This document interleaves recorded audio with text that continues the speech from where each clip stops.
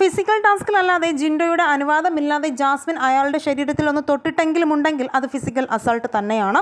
അത് ജിൻഡോ ആയതുകൊണ്ട് ജാസ്മിൻ ഒന്ന് തൊട്ടതേ ഉള്ളല്ലോ എന്നുള്ള ടോക്സിക് പുരോഗമന ജാസ്മിൻ ഫാൻസിൻ്റെ വെള്ളപൂശൽ കൊണ്ടൊന്നും ഒരു കാര്യവുമില്ല. ഇതിനെതിരെ ശക്തമായ നടപടി തന്നെ ലാലേട്ടൻ വരുമ്പോൾ എടുക്കണമെന്നാണ് പറയാനുള്ളത്.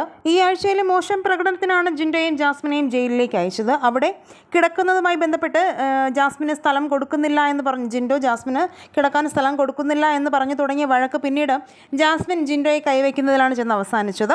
പെട്ടെന്നുണ്ടായ ദേഷ്യത്തിന് അടിച്ചതാണെങ്കിലും സഹമത്സരാർത്ഥികളടക്കം ജാസ്മിനെതിരെ ശബ്ദമുയർത്തിയിരുന്നു. കാര്യം പറയാമെന്നല്ലാതെ മറ്റൊരാളുടെ ശരീരത്തിൽ തൊടാൻ ബിഗ് ബോസിൽ അനുവാദമില്ല. മാത്രമല്ല, നേരെ തിരിച്ച് ജിൻഡോ ജാസ്മിനെയാണ് ഇങ്ങനെ തല്ലിയതെങ്കിൽ ഈ സമയം കൊണ്ട് പുറത്തായേനെ അല്ലേ? ഇത് ചോദ്യം ചെയ്യണമെന്ന് തന്നെയാണ് കമൻറ്റുകളും ധാരാളം വരുന്നത്.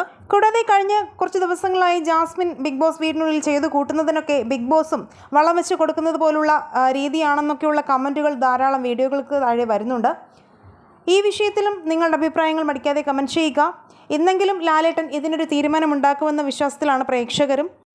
നിങ്ങളുടെ ഇഷ്ട മത്സരാർത്ഥി ആരാണ്? ജിൻഡോയാണോ ജാസ്മിനാണോ? കമൻറ്റ് ചെയ്യുക. വീഡിയോ ലൈക്ക് ഷെയർ ചെയ്യാനും ചാനൽ ഒന്ന് സബ്സ്ക്രൈബ് ചെയ്ത് സപ്പോർട്ട് ചെയ്യാനും മറക്കല്ലേ ഫ്രണ്ട്സ്.